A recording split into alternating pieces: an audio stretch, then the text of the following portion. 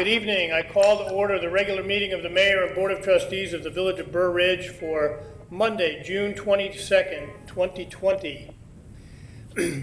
As Mayor of the Village of Burr Ridge, I hereby declare that conducting an in-person meeting of the Village Board of Trustees tonight is not practical nor prudent because of the declaration of state of emergency issued by Governor Pritzker on May 29, 2020, due to the COVID-19 pandemic.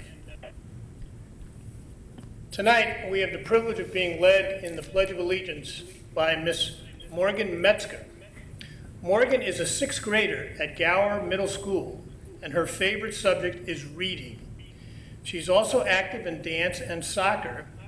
Her older brother, Andrew, plays traveling baseball, and hopefully, Morgan wishes to travel with the family to attend his games maybe later this summer or early this fall. The Metzger family also loves to hike and is planning to go to the Smoky Mountains National Park. Mom and Dad are Lynn and Tim, and she has two older brothers, Ben and Andrew. Morgan, lead us in the pledge, please. I pledge allegiance to the flag of the United States of America and to the republic in which it stands, one nation, under God, indivisible, with liberty and justice for all. Morgan, on behalf of the Village of Burr Ridge, thank you very much for leading us in the pledge tonight. Thank you. You're welcome. Mr. Deputy Clerk, roll call, please. Thank you. Trustee Francis. Here. Trustee Schiappa. Here. Trustee Paveza. Here. Trustee Snyder. Here. Trustee Maital. Here. Trustee Model. Okay. Present by phone. You need to identify which trustees and board members are physically present and which are attending remotely, please. Okay. And then Mayor Grasso. Okay, here. Only Mayor Grasso is present in the boardroom at this time. The others are attending remotely by telephonic means. Thank you. That's And correct. Evan, this is the model. You got my present. Yeah. Right. Yes, I did. We did. All right, three, presentations and public hearings. There are neither presentations nor public hearings tonight. Consent agenda. Do any trustees or any citizens want any items removed from the consent agenda? Mayor, this is Trustee Snyder. I'd like to pull 8H. 8H regarding the receptionist. Yes, sir. Okay. Anyone else? Any members from the public? No. No? Okay. All right.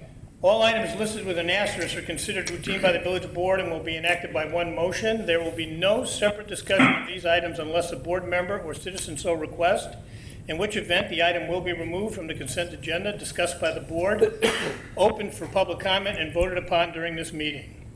5 minutes. A, approval of regular board meeting of June 8, 2020. B, receive and file special stormwater meeting of June 9, 2020. C, receive and file economic development meeting of June 16, 2020.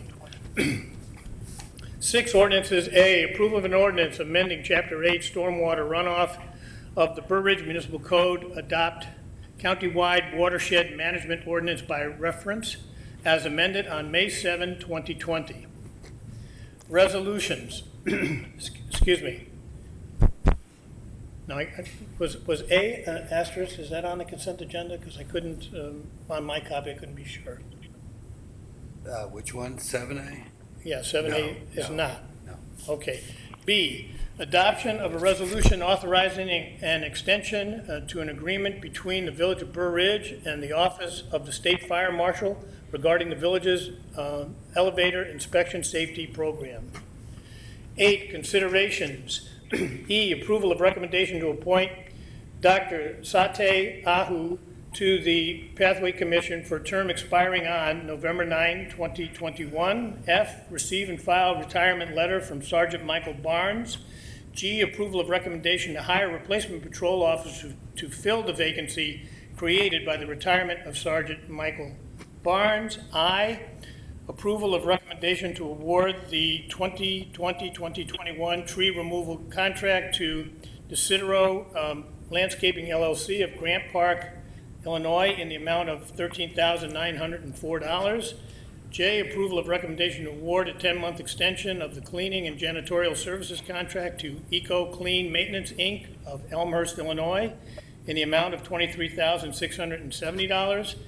K, approval of recommendation to ratify purchase of face masks in the amount of $9,500. L, approval of request from Aging Care Connections for annual donation to provide support and services to Burr Ridge, Cook County residents. And M, approval of the vendor list dated June 22, 2020 in the amount of $482,277.25 for all funds, plus $208,431.97 for payroll for the period ending June 13, 2020, for a grand total of $690,709.22, which includes special expenditures of $57,500 to Party Time HDO operations for tent rentals for restaurants.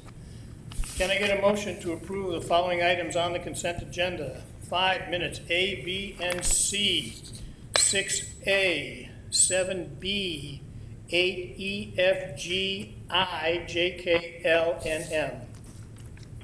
This is trustee. Moved. Second. We have a motion and a second. Roll call, please. Trustee Snyder? Yes. Trustee Mytal? Yes. Trustee Francis? Yes.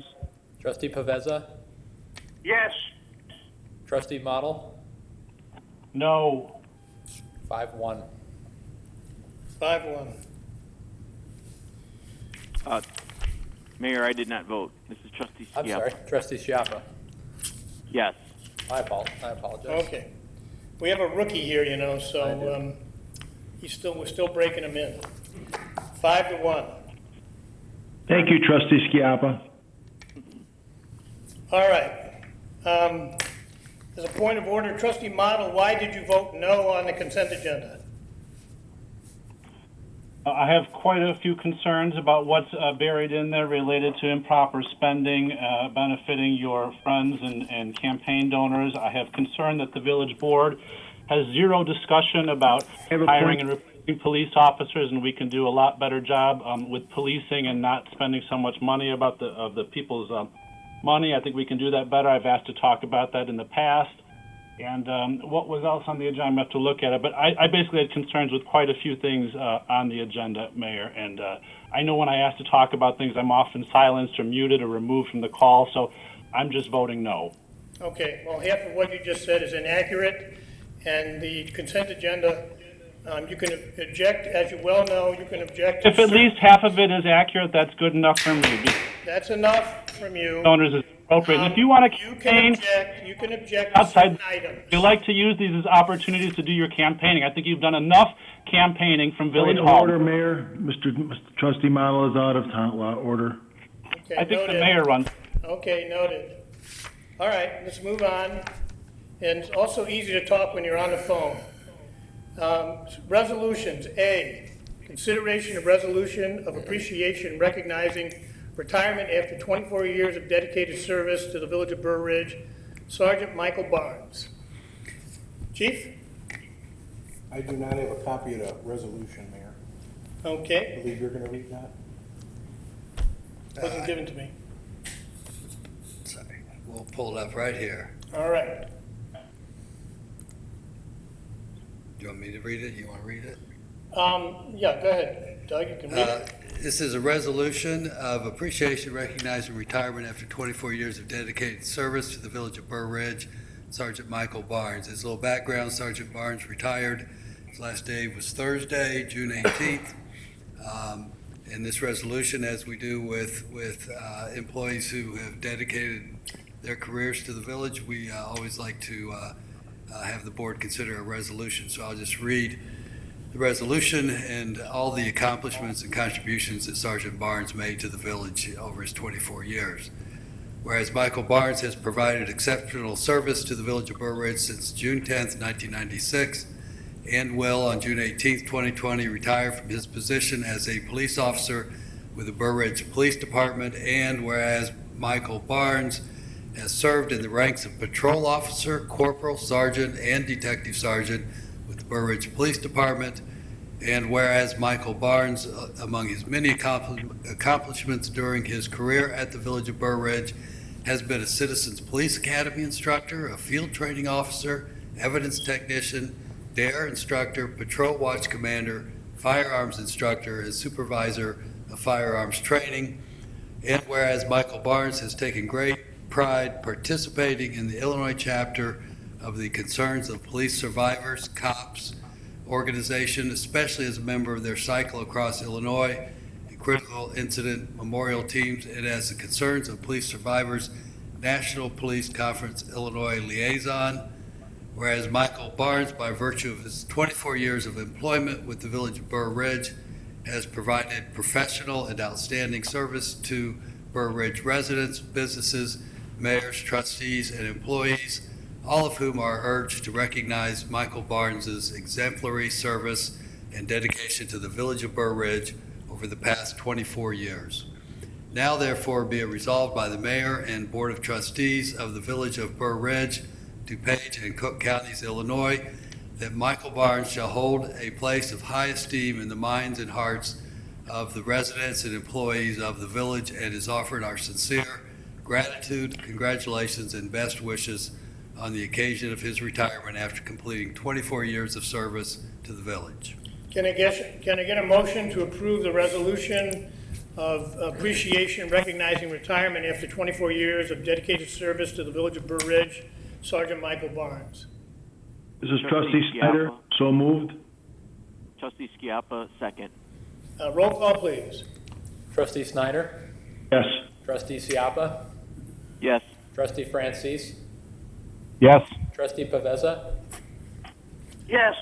Trustee Mytal?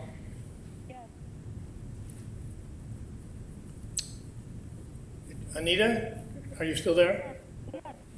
Yes. Okay. Trustee Model? Yes. All right, 6-0, that passes. Thank you. Considerations, 8A, consideration of request to reduce liquor license fee from Class O liquor licenses, for Class O liquor licenses, Peak Running with a Twist. Doug? Yes, Peak Running with a Twist is a unique store in the village of Burr Ridge. It's a running shoe store, and in, I believe, 2017, the village of Burr Ridge approved a special use ordinance to allow them to sell craft beer and wine to customers of the running shoe store. At that time, a liquor license was established, a Class O liquor license, which is for retail stores and similar facilities that sell beer and wine just to its retail customers, not as a destination. Peak Running with a Twist is the only business in town that has this Class O liquor license. And in 2017, when the license was established, it was established with a $1,000 fee, license fee. Peak Running has asked to have that fee reduced in that their total sales, according to the documentation, and we've verified this, is in the range, is less than $200 a month. So they pay out a substantial portion of all of their sales for the liquor license fee. Now, the consideration for the board is what is the cost to the village of that license, because the license fee is not to be based on sales volumes or anything, otherwise it would be considered a tax. But the question before the board is what is the cost to the village in establishing a fair fee based on that cost. Given the nature of this business, the cost of the village is minimal. We probably have our clerk spend a couple of hours at the most a year processing and issuing the license. There have been 0 police calls to this business, so there's really no extraordinary enforcement time spent. So therefore, staff would suggest that the board direct staff to prepare an ordinance amending the municipal code to reduce the liquor license fee. We would suggest $100 for this Class O license. I would also suggest, if the board would like, that we consider amending the Class S license, which is issued to the Hen House, and their current fee is $500, but they're a BYOB license for customers who come in to do pottery and painting. And again, like with peak running, that's a very minimal cost to the village. If the board is in agreement with these recommendations, the motion would be to direct staff to prepare an ordinance amending the municipal code as described. And I believe I'd be happy to answer any questions that you may have. Okay, do any trustees have any questions of Doug? This is Trustee Schiappa. The other question, how long have they had the license?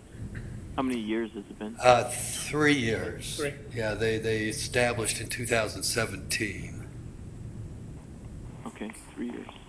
Okay, that's it. Thank you. Anybody else have any questions? Is there any question from the public? Okay, does anybody wish to make a motion to reduce the liquor license fee for Class O for peak running from $1,000 to $100? This is Trustee Francis. I'd like to make a motion to reduce the liquor license fee for peak running and also for the Hen House. Second. Trustee Paveza, I'll second it. Okay, we have a motion and a second. Mike, just a point of order. Since the Hen House issue is not on the agenda, and I realize this is only directing staff, and another vote would be at the next board meeting, can we include the Hen House in an omnibus motion for both the Class O and Class S, did you say? Class O and Class S licenses?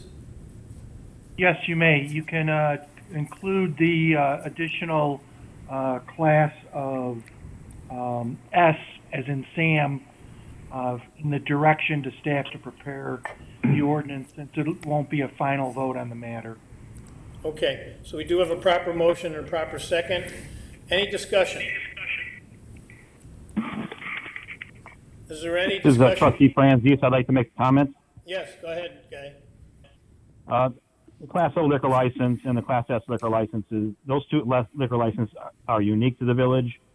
These are not destination drinking establishments like a Topaz or a Hampton Social. The serving of alcoholic beverages, whether it be on premises or BYOB, is ancillary to their business and is not the main function of their business. So I don't see the need to charge them the full $1,000 or the full $500 in these instances. Thank you. Welcome. Any other trustees have a comment? Doug, is there any comment from the public? No, there's not. All right, roll call, please. Trustee Francis, Yes? Trustee Snyder, Yes. Trustee Schiappa, Yes. Trustee Paveza, Yes. Trustee Mytal, Yes. Trustee Model, No. 5-1. 5-1. Okay, that motion passes. 8B, discussion and update regarding fiscal year 2021 budget. As I described before, we would periodically, we would always have this on the agenda, and we would periodically update you as to any problems or any red flags or anything that we're seeing as a result of the COVID-19 pandemic and the impact on the village. There is not one yet, but Jerry is here, and I've asked him to give a quick overview and an update regarding the budget at this time. We'll introduce Amy Nelson, the Assistant Finance Director, All right. who prepared this report with Jerry, and she'll give you a real brief overview of where we're at. My apologies, Amy. Go ahead. Okay. All right. Doug, if you don't mind pulling up the report. Okay, so we wanted to give you a brief update on the status of the budget. The last update we gave you was at the end of the month on May 26th. And we have some information to wrap up the 2019-20, just the last quarter of our prior fiscal year. And we also have some May numbers to report for the first month beginning of our new fiscal year. So just before I get into the numbers, the biggest takeaway just to highlight is that most of our projections for both revenues and expenditures came in very close to what was forecasted, and no big red flags. Just want to go through some of the numbers for the last few months that we have. So first off, just to talk about the general fund for fiscal year 2019-20. There's a lot of information on this, but just to point out and highlight the sales tax. So the March number right here, we just received from the state of Illinois, and we had forecasted approximately $145,000 that we would receive, and that was about a half a month into the COVID-19 pandemic. And so those numbers did come in higher, so that was a highlight. We'll get the April number. We'll receive that about the first or second week of July from the state, so we should have that number next month to report. Another highlight to point out was places of eating tax for both March and for April. Both came in higher than projected. We had originally projected that our restaurants would only see about 50 to 80% of the revenues that they would originally see, and both of those months came in higher. Permits and fees also came in higher than projected the last quarter. There's another highlight. One item that did see a little bit of a shortfall was in the income tax, and the primary reason for that is that the state delayed the income tax filing deadline from April 15th to July 15th, so it's not so much that we're going to see a decline in revenue, but more of a delay in revenue. Jerry and I attended a seminar last week with the state, and they said that most likely we'll see that big influx more in August this year. Fines and forfeitures was also down a bit, and that was primarily related to the closures of the court systems. So that we'll see those are slightly delayed. But overall, March came in higher than we had anticipated, and then we'll know more in April next month. And then just scrolling down a bit into the expenditure side, at the bottom of page 3, expenditures held tight through the end of the fiscal year, coming slightly below for all departments.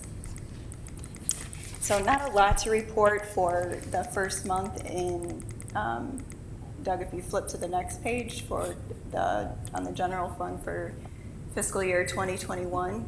Property taxes is the biggest revenue source to report on. We've received money just as we have anticipated and budgeted for both Cook and DuPage County. There's been no delay. Sales tax and telecommunications, there's a lot of NAs because there's a delay. Cable franchise fees is only paid quarterly, so until we get a full quarter, it's going to be hard to see a picture of how the general fund is performing. But as far as just slight revenues, the income tax, again, there's just a little bit of a lag that we see. And then property taxes is really the most significant source. So, and then on the expenditure side, as well, all departments are below forecasted expenditures for the month of May.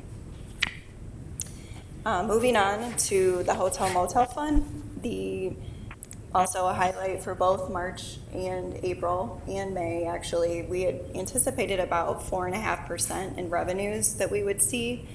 All of those projections came in, actuals came in higher than we had forecasted for March, April, and May. And the expenditure side, both the way we ended 1920 and also beginning the May for 2021, they've all maintained. If you scroll down, Doug, to the bottom of the page, so we had forecasted for revenues for May only receiving about $3,000 in hotel revenues, and we came in closer to about $11,000. In expenditures, we just had minimal costs and just some gateway landscaping fees, and a lot of those expenditures are pushed on to later in the year with the delay in special events. Next is the motor fuel tax fund. Motor fuel tax allotments came in higher than forecasted in April, and expenditures were maintained. Moving on to the bottom for fiscal year, our first fiscal year, May number, the allotment came in lower. However, the one highlight that was mentioned at the end of last month was we received $115,000 of state grant funding. It's for the Illinois Rebuild Illinois funds. And so that was the first of 6 installments that we should see over a 3-year period. And staff will be working with IDOT. We need a special approval for projects that we can use for those funds, but they are restricted right now in the motor fuel tax fund. And then lastly, the water fund to report, ending the fiscal year 1920 revenues and slightly ahead of forecast, and expenditures just shortly below. So there's nothing major to report the way we ended 1920. And then for the first month, we have 1 billing cycle underway, and we're just slightly ahead of our forecast. In expenditures, there's some timing differences in when we received the Bedford Park, so we're not probably 72% below budget and expenditures, but that will kind of flush out through the coming months. So that is what we have for the major fund budget updates. We'll continue to provide these updates as numbers come, and obviously with more months underway, we'll know more as our new fiscal year proceeds. So if anybody has any questions, I'd be happy to answer. Do any trustees have any questions? Amy, this is Trustee Snyder. Yes. How does this pandemic affect when we start, we have our police pension all set up and get all your budgets, and you're trying to make everything work and doing a great job, and thank you very much for that. Does this affect it in any way? And bring up our amortization schedules, which I'm still kind of looking for down the road eventually? So the biggest impact that the pandemic would have on the police pension fund would probably be related to like investment income and performance in the market. We've obviously, another factor is you've got retirement, so that obviously affects your actuarial valuations. But I would say some of the market fluctuations sometimes has the biggest impact, that I could see on that. I think Joe's question, and probably everybody's question, would be how has the pandemic, if it has, adversely affected the village's ability to make its contribution to the pension plan? We haven't had any adverse effect. One of the primary contributions is our property tax levy, and those funds are obviously coming in, as well as there's a portion that the police officers contribute also. There's an employee contribution that gets paid with every payroll into the fund. So there's been no impact that we've seen directly with the pandemic. Mayor, yes. If I could just clarify that too. Mm-hmm. There's no impact certainly on making our statutory minimum payment. Right. But we did waitlist the $100,000 that we had hoped to put in above and beyond the statutory minimum. That's on the wait list. Right. As we get into this further, figure out if and when we can make that transfer. But so there is that significant impact in terms of that extra money we wanted to put in. But is our only ability to fund the pensions is from property taxes, right? So the property taxes that we levy, and then if we wanted to do additional funding, that's always an option through reserves or whatever funding mechanism. But then there's also the employee portion contributions that are right. Yep. But there isn't, like there is a hotel motel fund, like there is a motor fuel tax. There isn't a separate fund for the police pension. We take the money from the property taxes and put that into the pension. Right. We do have a separate police pension fund that accounts for all of that. Wait, I'm confused. Can you answer a question, please? This is Trustee Model. Yes. Yes. So, wouldn't it be that if we took money from the hotel motel fund and we used it to pay other projects like capital expenditures, that then that capital expenditure money would be freed up out of the general budget to make the pension fund? Is that correct? Well, theoretically speaking, you can only use 25%, so up to the point of. I didn't ask you the question. I asked the staff. She's very capable. She's very talented. I know she can answer it. So to answer your question, and then we'll let Amy also answer. Question, Mayor. I didn't ask you a question. I'd like the staff to answer the question that I asked them, please. So 25% of the hotel. Now, you're motel prompting, Gary. You don't need to fund- put words in anyone's mouth. So 25% of the hotel motel fund can be used. I didn't ask you a question, so don't bother answering the question I did not ask. The answer is that if we use money from the hotel motel fund and we spend it on things like the capital program or the road program or other things, that then it frees up the general fund budget to pay for the pension fund. And I think it's further tragic, in fact disgusting, that we paid $330,000 of taxpayers' money in pork barrel spending for your buddies over at Capri and Capri Express and every other Order is out of order, Mr. Mayor. town that you want to pay for, and we can't make our pension payment. That's ridiculous. Come to order, Pay please, Zach. You roads. There's a little it. girl on her bike Let's that move on. Mr. Mayor, please. Let's move on. won't make the payment, Gary, so don't stand up here and lie. I'm sick of your lies, Gary. Let's move on. You knew the answer to the question. Okay, does anybody? I else knew have- that you're a liar. Does anybody else have an Mr. intelligent Mayor, I have a question? question. This is Trustee This is Schiappa. Trustee Mittal. Yes, Sorry, Anita. go ahead. Trustee Schiappa, you were ahead of me. I think, yeah. Go ahead. I'll Okay. go after you. So I understand, Amy, thank you for the financials that you've provided for February, March, and April. Now, I see in April we've got those NAs for sales and then the telecommunication tax. Correct. But if we kind of average it out, we get close to our forecast. If we were to take the average of February and March, I mean, is that safe to say that we should be able to hit our forecast in April? Right. Well, I mean, April will be the first full month that we'll see of the impact of the, what the pandemic had on sales tax. So it's, it's Okay. difficult to predict. I mean, following the trends, things have looked positive thus far with places of eating tax and other sources. But, we're close as it is with, not having those two key numbers. Telecommunications tax has been pretty steady. It was slightly down in March, but it was up in February. So, I mean, sales tax is the biggest wild card, and I think when we get that number in April, it'll be a telling sign of what will come in May. Anita? Yes, this is Trustee Mittal. So I had a quick question for Amy. Wonderful job with the projection and showing us where we're at with the income.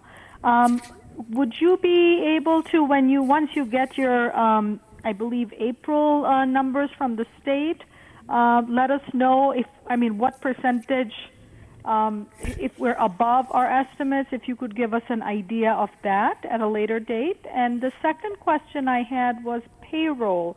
Was that affected by or impacted by the pandemic?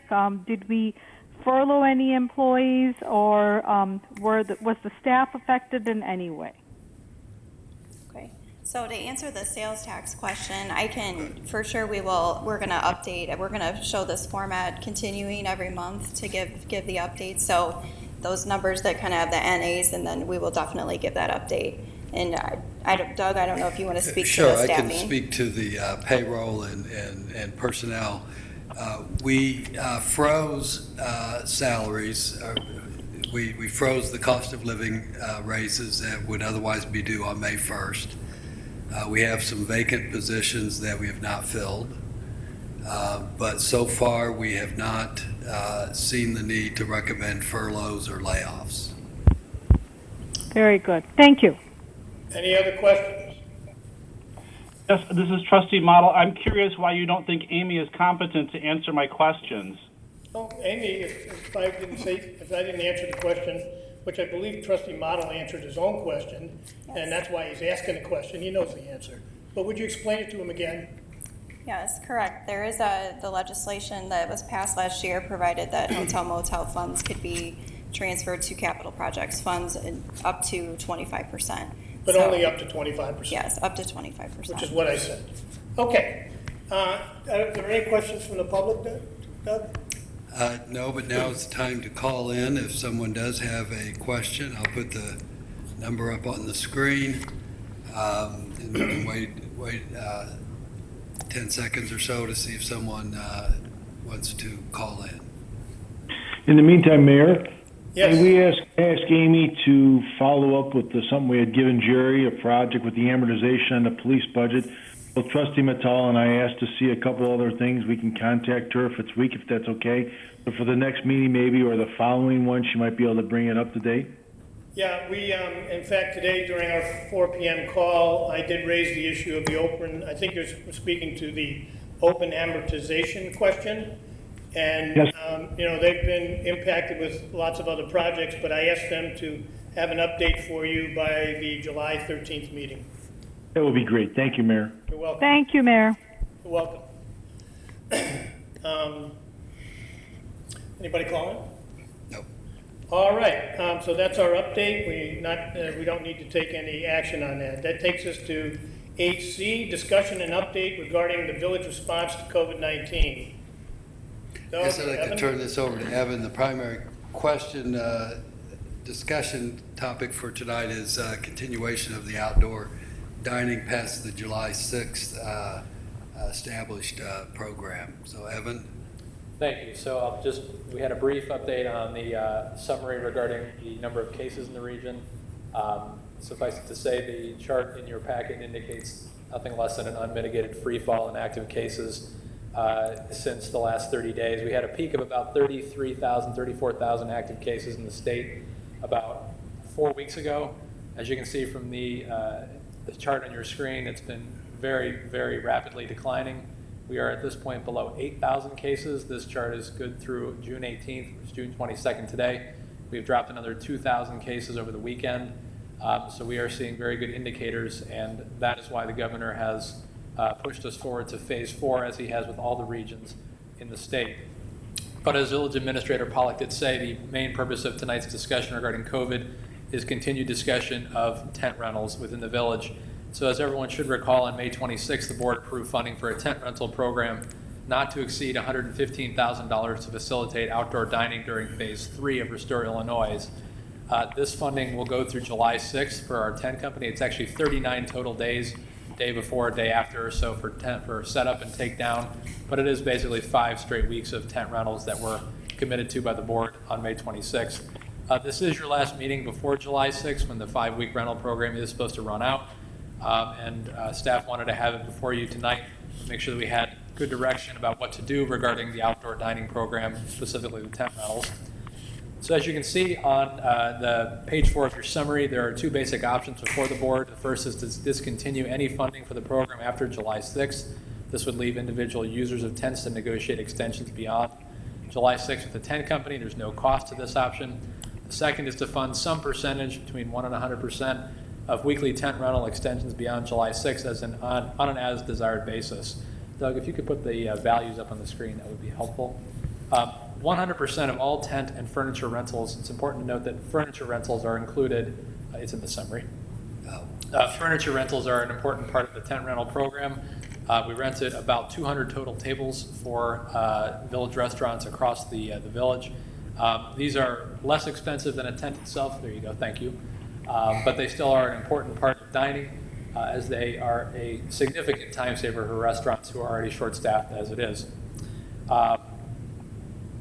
At the bottom of page 4, you note that there are weekly rental expenditures by site, giving you an idea of what it costs in total. This is 100% of the cost of each weekly rental for each restaurant throughout the village. And again, as I said, the discussion and direction needed before you tonight is the amount of funding, if any, desired by the board to commit beyond July 6th. All the relevant information is in the summary packet. I've included several examples of what you'd be committing to cost-wise through a number of board meetings going forward. But again, it is up to the board about what percentage specifically you'd like to commit to going forward. When I say split, I mean split between the village and the restaurant users or other users alike. Again, I'll turn it back over to Mayor Grasso. I'll be here to answer any questions that anybody has going forward. Thank you. Okay, so first, let's get any questions that there might be from any of the trustees. This is Trustee Mittal. I had a quick question. I believe it's called the CARES Act. We were hoping to get some funding from them or reimbursement from them. Do we have any direction on that? So, and Doug will, I've been following it, and Doug has too. The discussion at this level now is between the County of DuPage and our side of Burr Ridge, which includes about 6,500 residents on the Burr Ridge side.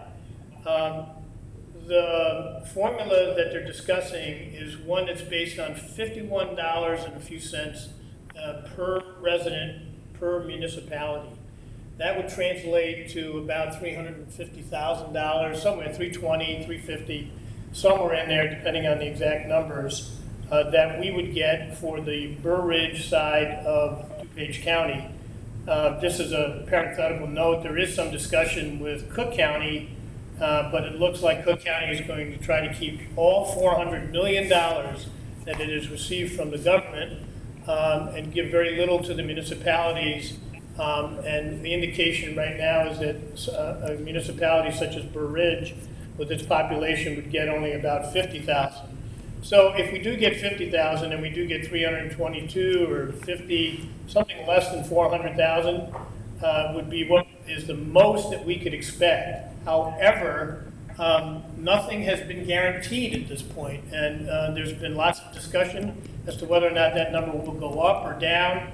Doug has been on bi-weekly calls. I've been on once-a-week calls, and it's still very much a contentious subject in both counties. So, so it's likely we're going to get a good chunk of money. It's likely we would get, $300-ish thousand. I can't see us getting less than that. But you should consider your vote tonight on the 10 program without considering that money. It still would be part of the monies that we have available to us. So when and if we do get that money, it would be, a shot in the arm, so to speak, and would recoup other expenses. But you should not vote tonight counting on getting the CARES Act money in the range of dollars I've just described. Is there anything else, Doug? I would agree with that. The big contention that we're trying to figure out now, especially with DuPage County, is what are the eligible costs?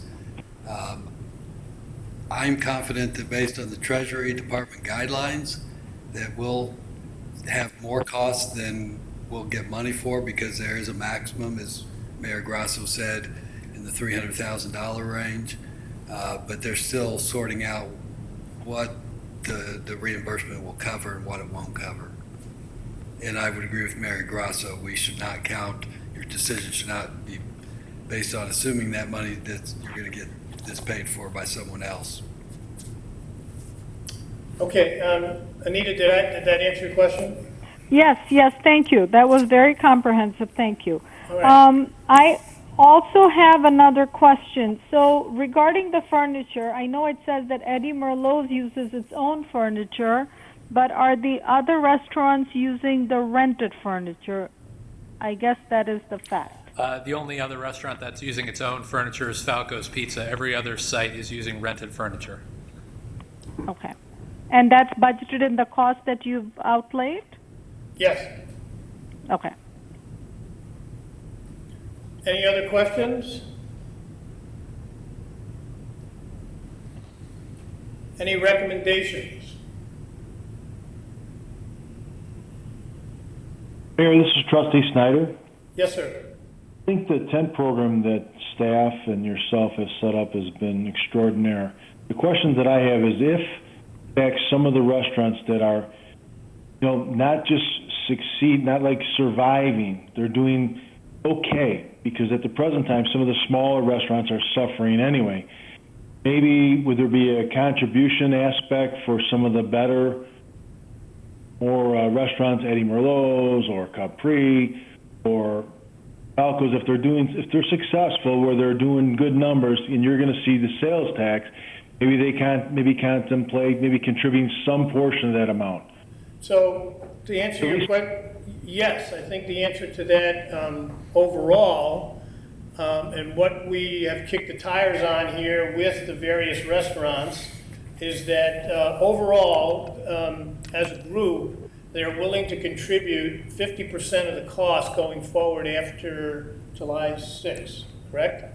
So if we were to extend this to August, till the next board meeting, after that, which would be first meeting in August, the village portion would be 50%, and the restaurants, however they worked it out amongst them, would be 50%.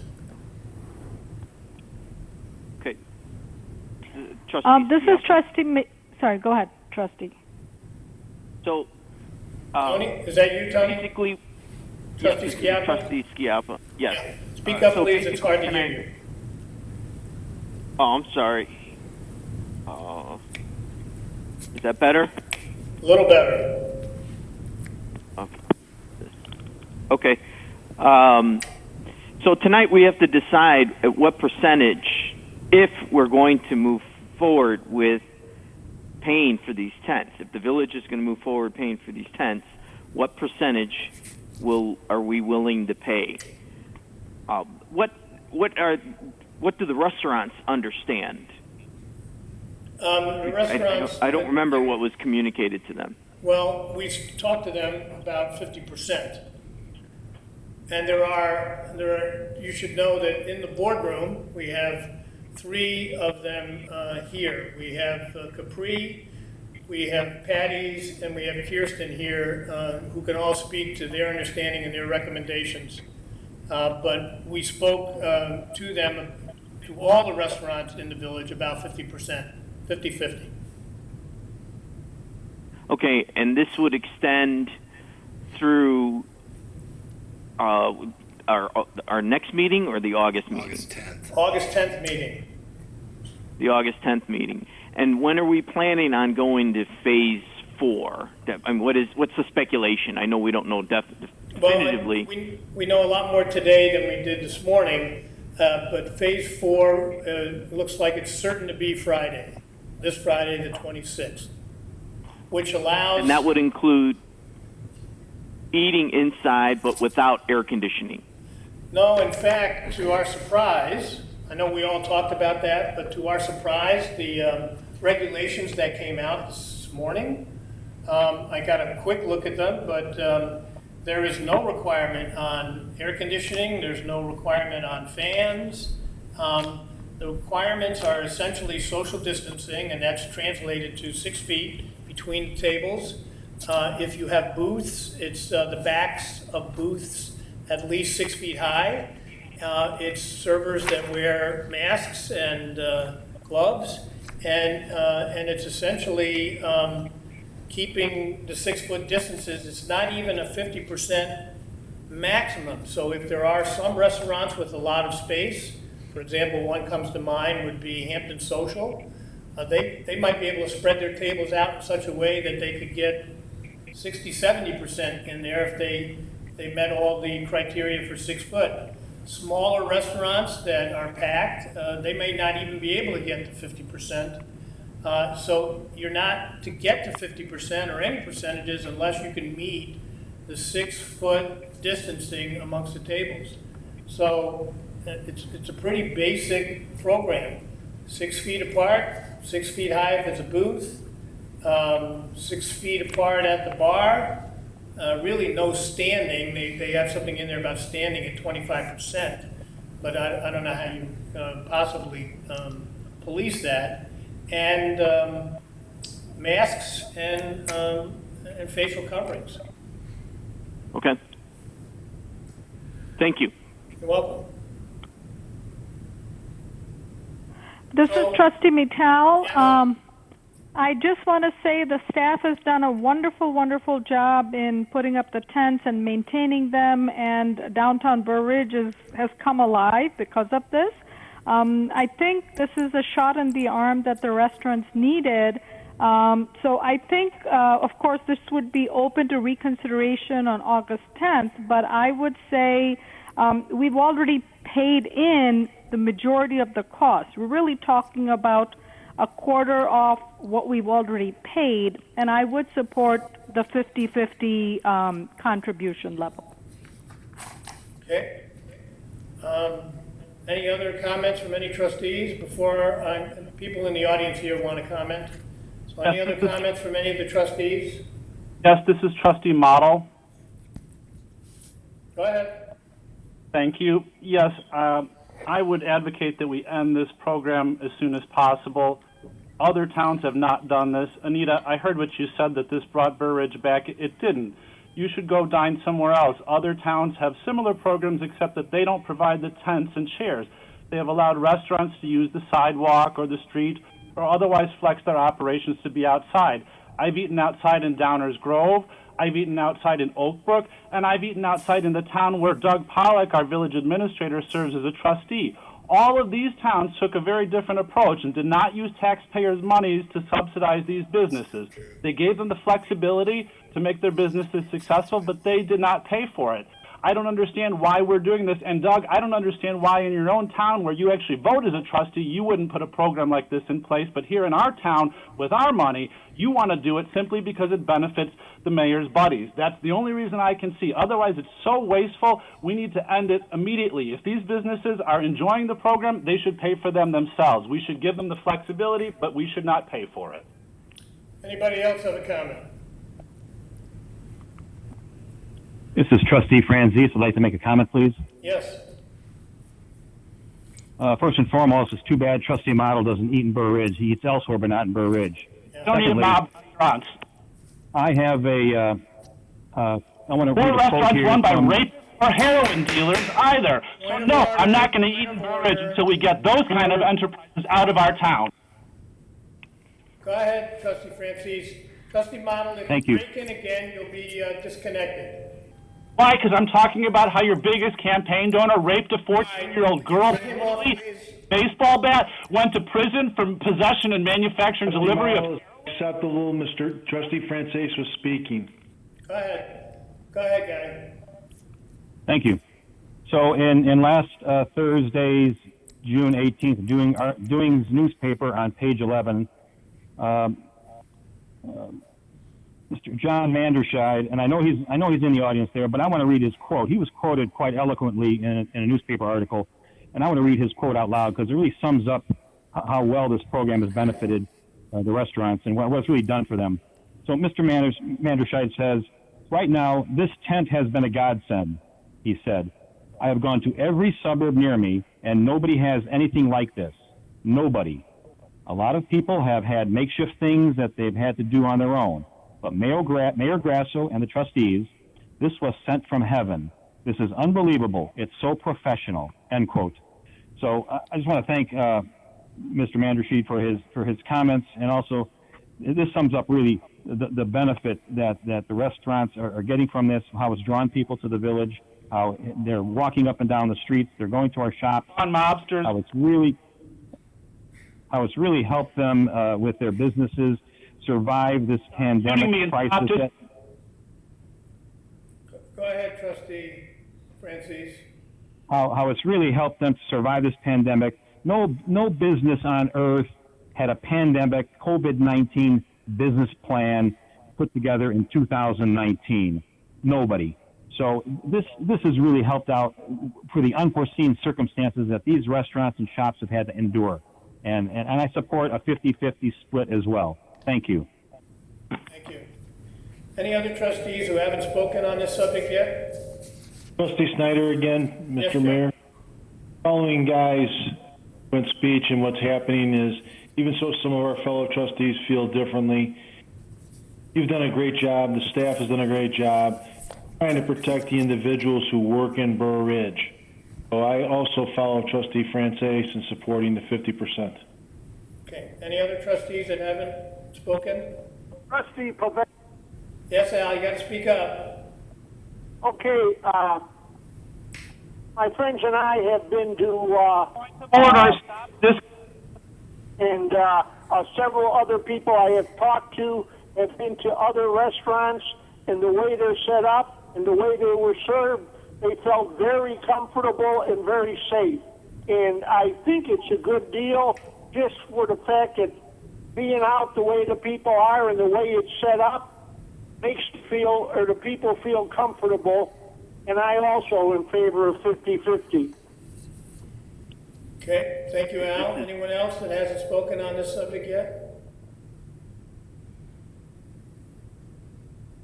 Okay, we have people in the audience. Would anybody like to speak on this subject?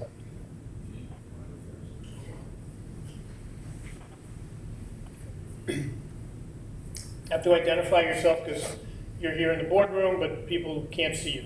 Sure, this is John Manderscheid from Patty's Sunrise Cafe. My wife and I own Patty's Sunrise Cafe. So first off, let me thank everyone here and everyone who's listening in very much for helping us out, and of course, Gigi and Paul and everybody else who's here right now. Let me give you some numbers, okay? That's one thing we haven't done today about the restaurants. So on March 17th, we went dark, completely dark. We had to go to carryouts and curbside. At that point, from March 17th until the tent came up, we were doing 18% of our total business. I personally put $50,000 of my money into the restaurant to keep my employees, all of them, which we kept, not a single one left. Yes, a couple of them went on unemployment, but they did that simply because they had young people at home and they felt very, very concerned about working in an environment where people were coming in and out, that they might be subject to getting the pandemic. When the tent went up, we immediately went from 18% to 73%. Okay, so very simple math, it's a 55% increase. And we've had now the tent for 3 weeks and 3 days. My typical Sunday, which is Father's Day, I do $7,000, okay? On Mother's Day, I do $7,000. On Mother's Day this year, with no tent, I did $3,100. With the tent, I did $5,700. Those are hard numbers. So if anybody had any thought that this wasn't helping us out, please understand it has helped us tremendously. I heard a voice, so. That's okay, you can keep speaking. So the other thing that I wanted to say was the fact that this coming Friday is going to present a little bit of difficulty, okay? You've answered most of my questions. One of the questions I wasn't sure of that I wanted to ask is about the booths. So we have booths back to back. My thought process was to seat every other booth, which would keep us 6 feet apart. Unfortunately, with my booths, I can't put something up. The booth itself goes about 3.5, 4 feet high, so it would be impossible for me to sit every booth. As anybody knows that's been in Patty's, we have a back room that will be closed off. I do not feel at this point that people in Burr Ridge or coming from the outside are going to feel comfortable sitting there because there's 4 walls, there's no windows, etc. So we will gain, we seat 137 people right now. We will gain approximately 48 people in the restaurant. That's assuming that they want to go in the restaurant. If for any reason the tents were going to have to come down, I would think we would get some people coming in the restaurant, but I think we've all talked to so many people here in Burr Ridge and everybody who's come in from the surrounding area. There's a lot of people who aren't going to feel comfortable coming into the restaurant right away. That's why I wanted to come tonight to find out what the overall view was of not only going through July, but August, and we even talked about maybe doing some September. What we're all unsure of here is how this pandemic is going to play itself out. We've been very fortunate here in the DuPage County and in Burr Ridge that the numbers have crashed tremendously.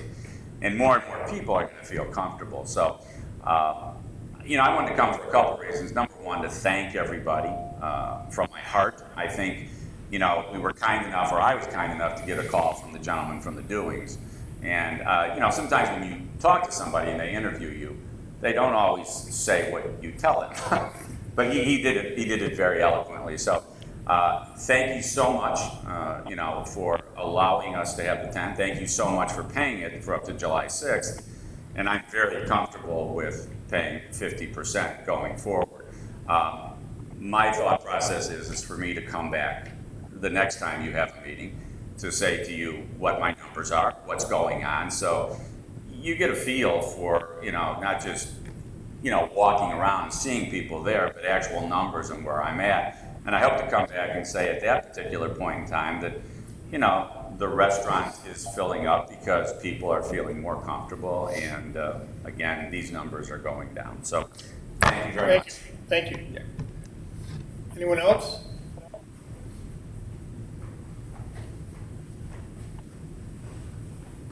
I'm Paul Jepson. My wife and I, Kirsten, own Kirsten's Bakery, and we too want to thank everybody on the board that has helped to put this program together. Unlike John, we were fortunate enough that we were allowed to stay open during the pandemic, but we were fortunate to keep all of our employees employed full-time, but there were 2 people that didn't make a lot of money during that time. But having the tent out there has already increased our people hanging out in the morning and having a donut and coffee, and the lunch business is starting to come back. Of course, the cake business isn't coming back this year. There was no confirmations, Holy Communions, graduations, or weddings, so we won't get that back, but the tent has helped us a lot. We really appreciate everything that all of you have done. And a side note, I'm around here at night sometime. I think the tent has also helped the Chinese restaurant. They opened back up, and a lot of their people sit there at night. So it's helped them too, and probably most people don't even realize that. So, Paul, let me ask you a question, if you wouldn't mind. We talk about the business owners and how they have benefited, and we've saved some of the businesses here, many of the businesses in Burr Ridge. What do you see from our residents? What do you see in terms of morale and how they've perceived this? You know what? I eat in a lot of the restaurants in town. Since this has started, we've been to Patty's. Well, I'm at Patty's almost every morning, but I've been to Capri. I've been to Eddie Merlot's the other night. And just seeing people out and about in our community again. I think one of the trustees mentioned at another meeting that downtown was dead. It's not dead anymore. People are coming back out. Not only for the restaurants, but your outdoor theater thing that I heard sold out in 10 minutes. It's getting people back out. People are more comfortable being out again. And I think it took this to give them that shot in the arm. Thank you. Thank you for your time. And again, thank you for everything you guys have done. Anyone else? Okay. Can I get a motion, if there's a consensus, can I get a motion to extend the tent program after July 6th on a 50-50 basis to the August 10th board meeting? Trustee Snyder? So moved. Second, Trustee Metell. All right. Any comment? Any public comment? Put the number up there. We can. Just wait a few seconds, or 10 seconds or more.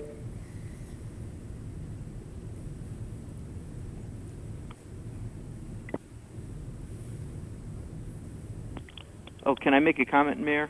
This is Trustee Schiappa. Yes. So I want to say that I do eat in Burr Ridge, unlike a fellow trustee of mine.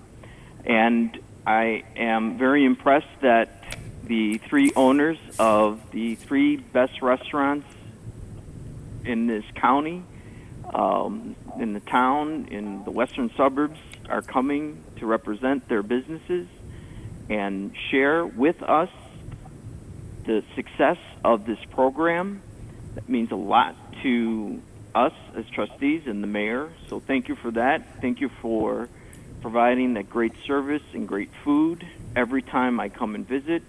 I'm proud to be a trustee working for you and calling Capri, Patty's, and Kirsten's home.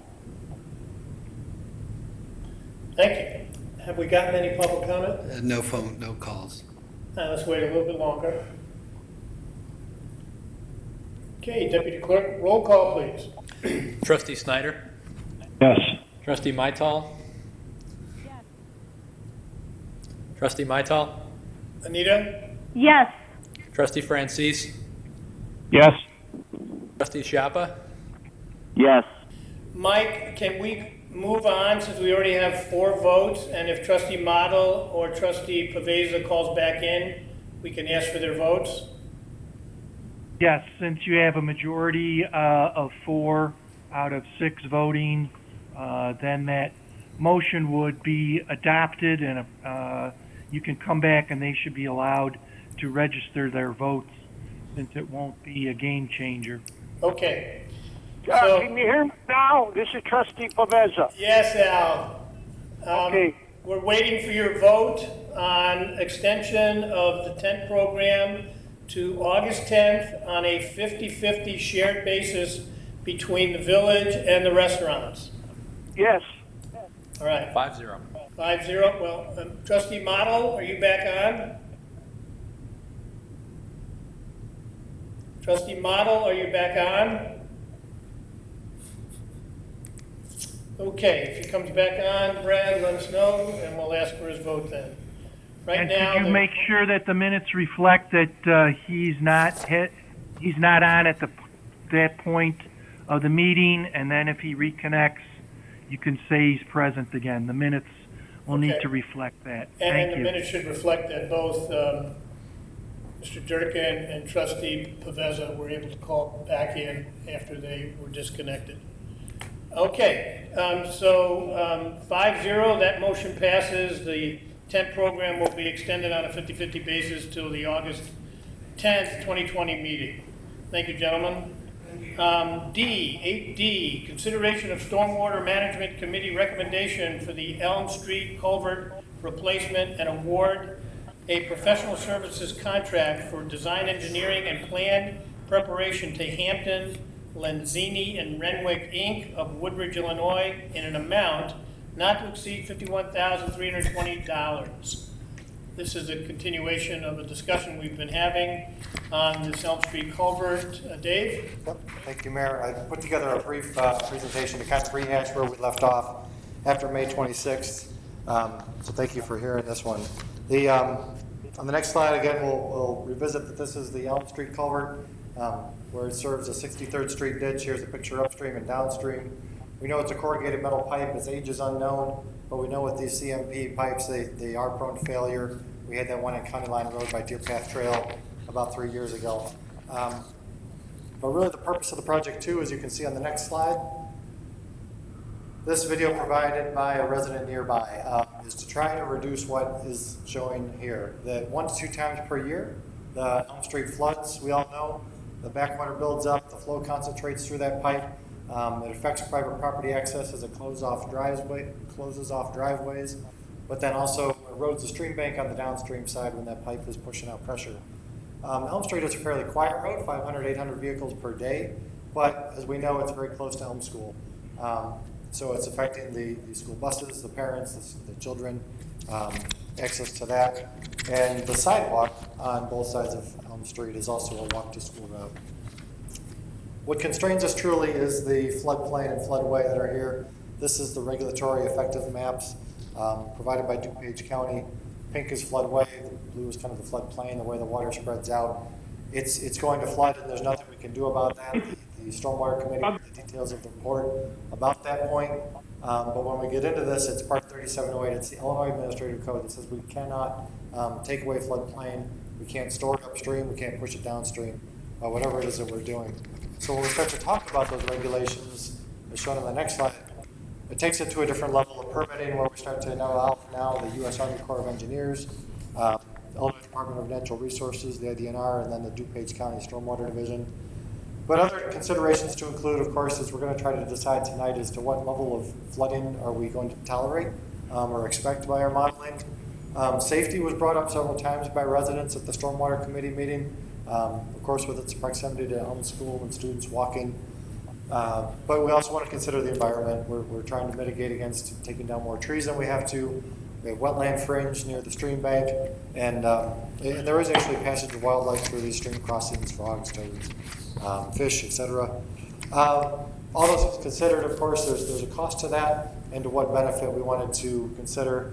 That was all weighed into the stormwater report or into the engineering analyses, which were then is considered in the next slide. This was all summarized in that report and made available to the board at its May 26th meeting. It was the Board of Trustees' recommendation to put this out there for resident comment. So we put the study available online. We conducted and advertised the committee meeting, the special meeting of the Stormwater Committee for June 9th. We specifically mailed out 21 notices to residents 1,500 feet downstream and 1,500 feet upstream of the Elm Street crossing to receive comments at the meeting here, both in person, virtual, and by phone, and as well by email. So many thanks to Trustee Franzese, who was our chairman, for structuring and conducting an effective meeting.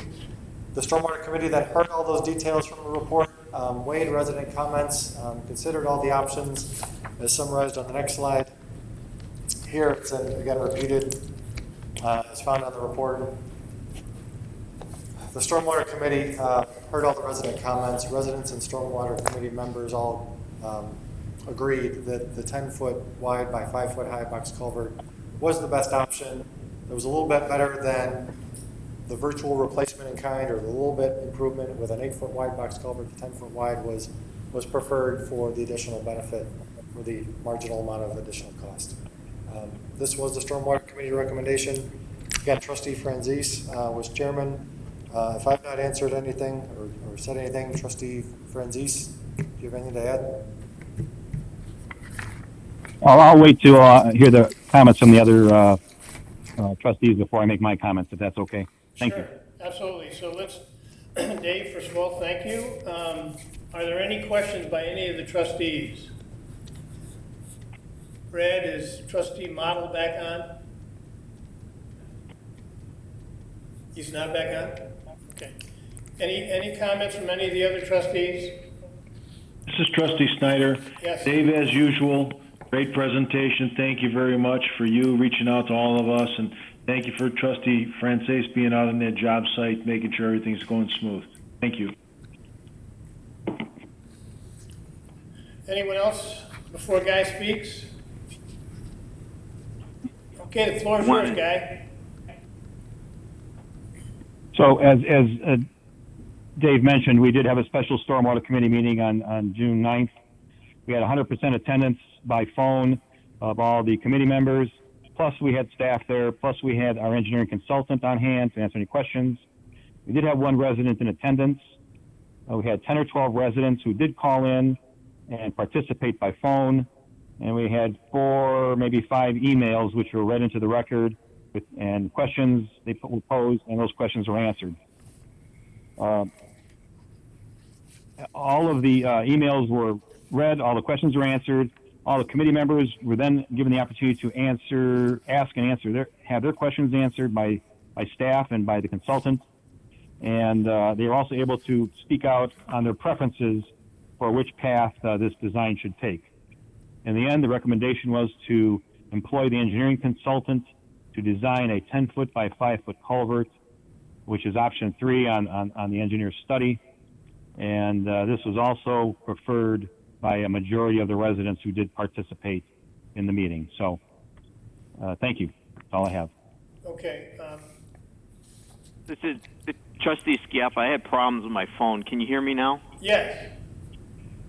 Okay, I'm sorry. I just wanted to commend David Pressig and Chairman Franzese of the Stormwater Committee. I know there was a lot of work involved and a lot of resident input, and so I'm thankful for both David and Guy for putting this together. Thank you. Trustee Schiappa, you said you had trouble with your phone. Were you disconnected for a while? Were you able to call back in? No, I believe it's just with my phone, not Okay. not the system. Yeah, so right. that's all. Thank you. Okay. No, I had trouble. This is Trustee Paveza. I had trouble with my phone. It went out. I could hear you people, but you couldn't hear me. Okay, but you were able to call back in and get... Yes, that's what I had to do. I had to call back in. Okay, thank you, Al. All right, I do have a question or two, Dave. The money, I know we've gotten a little sticker shock on this due to nobody's fault, but where do we see this being budgeted, and where do we see, given the budget problems we've had due to COVID-19, have there been any promises made or representations made to the residents as to when this is going to get done?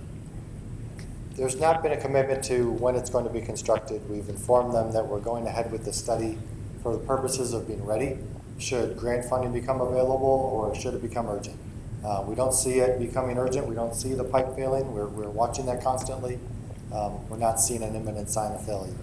So it was anticipated that it would be bumped back 1 year to the fiscal year 21-22, but there's no commitment made that it would be right then and there. Okay, and I believe it was Trustee Francis's recommendation that we at least get the engineering done, so we know that we have that, and that's what we're focusing on now, to make sure we're ready to do this when and if we can get a grant. Is that correct? That's correct. So that's the strategy, That's correct. is to be ready. Yep. Okay, and thank you, and that, I agree, that's a great suggestion by Guy, and we do have the money for this, so can I get a motion? Wait, let me see if there's any public comment. Is there any public comment on this? No one's called in yet. If someone wants to call in, the number's on the screen. Let's give it 10, 20 seconds, please.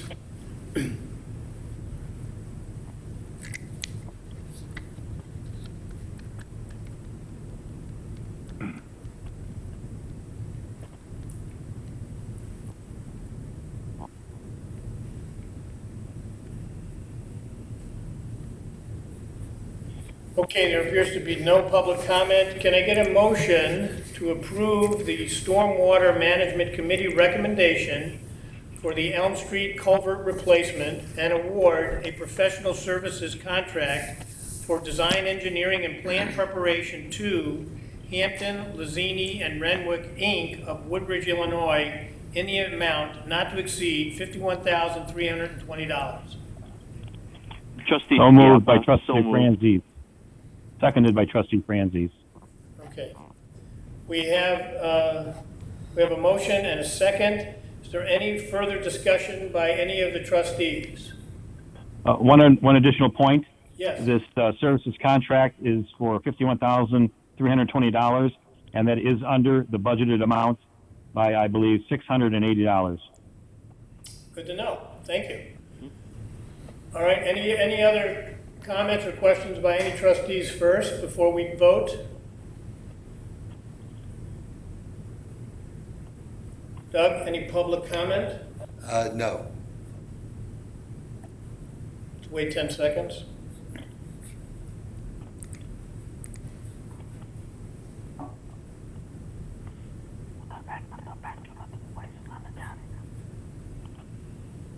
Roll call, please. Trustee Snyder?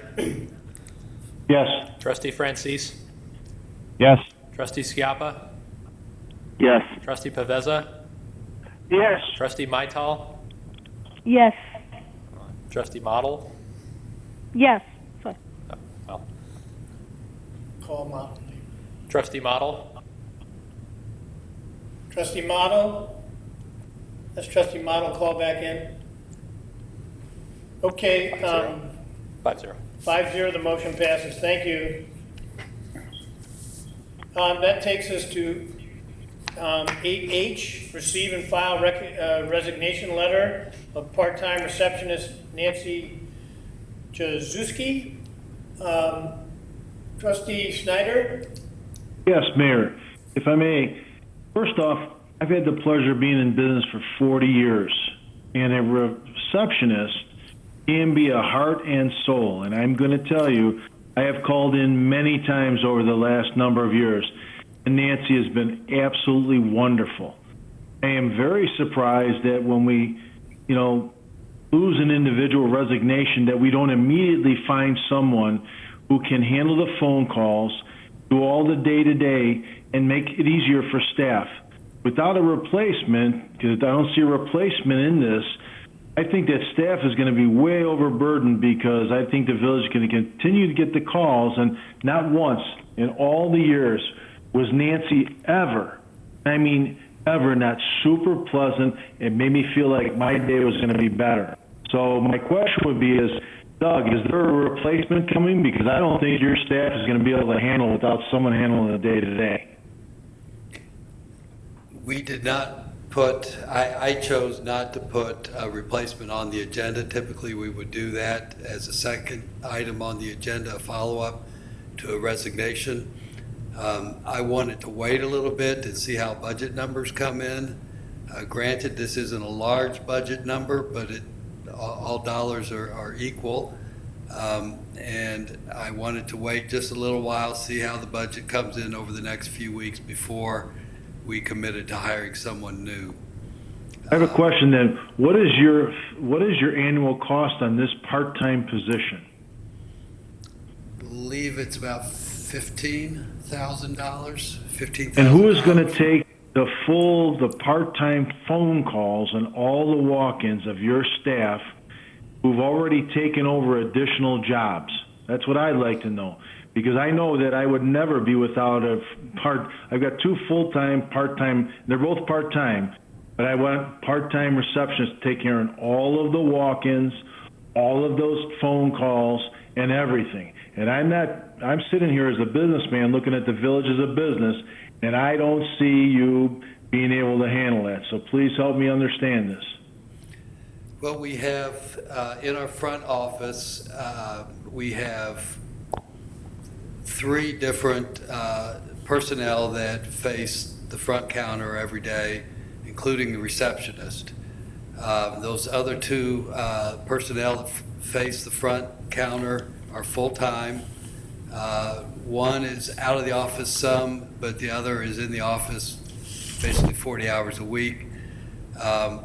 We're looking at 20 hours here of receptionists. There's 2 part-time receptionists that split the same job. So to fill that extra 20 hours, it'll be a combination of those staff members who are already in the office. And we also, from time to time, will borrow someone from the finance department to work the front desk if others are not available. If, for example, one of the other 2 need to be out of the office for some reason, we will bring someone over from the finance department to help fill in. Okay, and then we still have Gail, and she might fill in a little? Well, Gail is still there. She works 20 hours a week. And is available for any extra? Yeah. Okay. Yeah. So, does that answer your question, Joe? Mayor, again, my feeling is Doug's very easygoing and we'll be able to handle it with the people facing the desk. Every time I've walked in that office, I see people on the phone. So if we ever really open up to stage 4 where people are able to come, and between the phone calls coming in with all the other action that's going to go on, I feel that we're going to be put on disservice. You're talking about a $14,000 budget item. My opinion, and I'm a business guy, and I'm willing to watch nickels and quarters, but I think this is a big, I'm going to put my statement in right now. I think that would be very wrong, dragging someone from the finance department to try and answer a phone with, hold on, let me wait for such and such. Could you hold on? Oh, I'm sorry, I lost you. I think this is a mistake. Okay, I think we'll monitor it. I think we just opened up this Monday. 2 Mondays ago. 2 Mondays ago, I'm sorry, 2 Mondays ago. I think it's been fairly steady, but so far it's been able to be handled. But given your comments tonight, I'm going to make sure that I talk to Doug and we watch this and make sure that if there's any deficiencies or any inability to serve the public, that we fill this position right away. Okay? Thank you very much. All right. This is Trustee Mittal. I will echo Trustee Snyder's sentiments. I think, the receptionist is the face of the village hall, and it's very important to have a pleasant person who seems to be on top of everything. I think if 3 people are trying to fill those shoes, then, a lot will get lost, messages will get lost. So I think it is worth investing the $15,000. And making sure that we have a person there at all times. And I'm sure you'll find other jobs to fill her time if she's not, fully occupied to start with. Okay. With that, unless there's any other comments, can I get a motion to receive and file the resignation letter from part-time receptionist Nancy Jazuski? This is Trustee Snyder. I move. Can I get a second? Trustee Francis, second. All right. Any further discussion? Any comment from the public? No. Okay. Has Trustee Model called back in yet, Brad? Okay. Roll call, please. Trustee Snyder. Yes. Trustee Francis. Yes. Trustee Mittal. Yes. Trustee Paveza. Yes. Trustee Schiappa. Yes. 5-0. 5-0, the motion passes. That takes us to item 9, public comment. Is there any public comment on any item, even if it's not on the agenda? If you want to call in, the number's up. We'll wait to see if anybody wishes to call in. There's nobody in the boardroom. Mayor, it's Yes. Michael. I received an email, I just found it now, 7:56 p.m. Mike, it's hard to hear you. Could you please speak up? Yes, I received an email from Trustee Model at 7:56 p.m. that I just opened now. It says, I'm trying to call back in and participate in the meeting. I would like to speak as a resident in the public comment.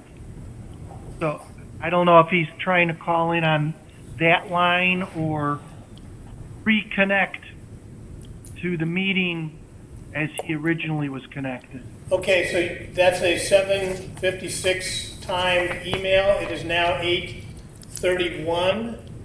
I think in the interim, at least 2 people called in successfully. A trustee and yourself, Mike, called in to participate. And the number 630-850-7222 number has been up several times in those 30-plus minutes. We're still waiting. Has he called in? I'm just checking to make sure the number works. This is Trustee This is Trustee. Go ahead, Al. All right. Sorry, did someone speak? This is Trustee Paveza. I just wanted to say, when my phone went out, I had no trouble dialing back in.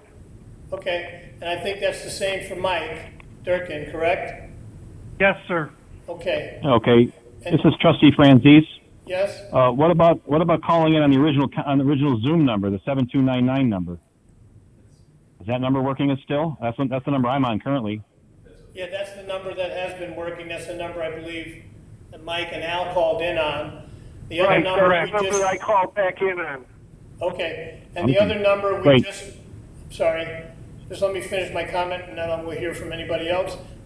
We just tested the 630-785-722 number to make sure it's working, and it is working.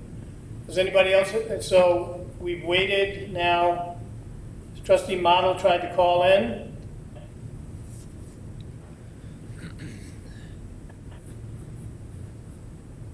Okay, we're not getting any calls from anybody in the public, and he hasn't tried to call in on the number for the trustees. So I think that will end public comment for tonight. Do we have any reports and communications from village officials? Yes, this is Trustee Mittal. I wanted to speak on the behalf of the Census Committee. I want to thank staff for all the help and with preparing flyers and printing posters and in general coordinating everything. So the current participation rate for Burr Ridge is 75.1.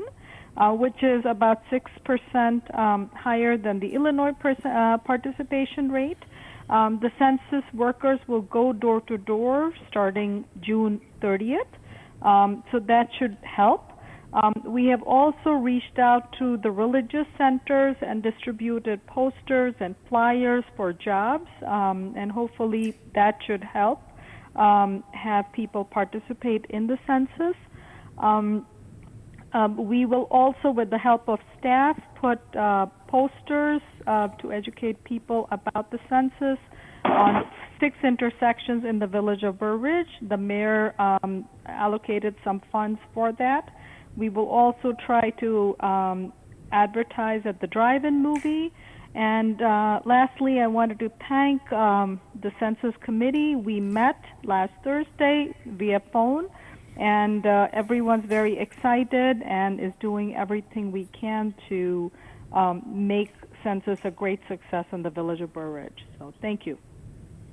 And I will tell you that Trustee Francis and others during the mask giveaway, on at least 2 of those Saturdays, Evan Walter, and yourself, Anita, we're out there also reminding people about the census. Yes. So, Yes. we've tried every outlet we can. So thank you for that great effort. Right. Thank you. All right. Any other reports and communications from any village officials?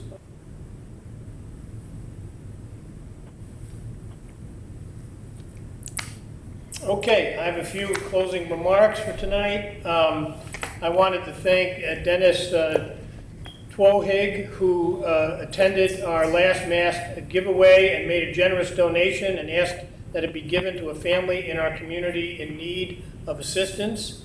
And so we will fulfill his wish and choose such a needy family. I also wanted to thank Vince and Carol of Vince's Flower Shop for the flowers and plants that they sent over to brighten up the boardroom and the village hall.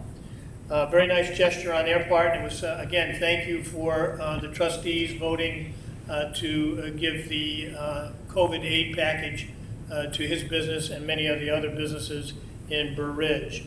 Friday, July 3rd, the village hall will be closed in observance of Independence Day. And I will tell the trustees that it was my custom when I was mayor the first time. I'm going to try to continue that custom now of canceling the second meeting in July. And so right now, there will not be a meeting on July 27th. However, I have told Doug and Evan that should any budget issues come up in particular, or any issues about COVID-19 especially, and I've also instructed the chief to keep me apprised of any need to have such a meeting. If any of them tell me a meeting is necessary for the safety and protection of the village, we certainly will have a meeting on July 27th. But right now, we're planning not to have a meeting on July 27th. So with that, I need a motion to adjourn to... Trustee, sorry, this is Trustee Mittal. I have one quick question there. The fireworks, is there going to be any sort of fireworks this year? We do not believe so. I know everybody was waiting. Today I heard that they were going to get postponed. You're talking about Pleasant View, right? And the Pleasantdale yes, Park about District, 4th of July fireworks, yeah. Right. No, I think that those also have been COVID canceled. Okay, all right, thank you. Yep, thank you. That's a good question, good point to make. All right, with that, I need a motion to adjourn to the July 13th, 2020 meeting at 7 p.m. in the boardroom. There will be a full meeting of the board in the boardroom on July 13th 2020 at 7 p.m. Can I get a motion to adjourn to that date? So moved. Second. Okay, and we have to take a roll call because of the order that we're under for the emergency. Go ahead, roll call, please. Trustee Snyder? Yes. Trustee Schiappa? Yes. Trustee Francis? Yes. Trustee Paveza? Yes. And Trustee Maital? Yes. 5-0.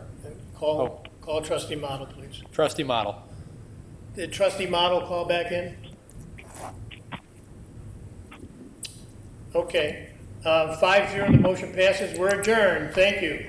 Thank you.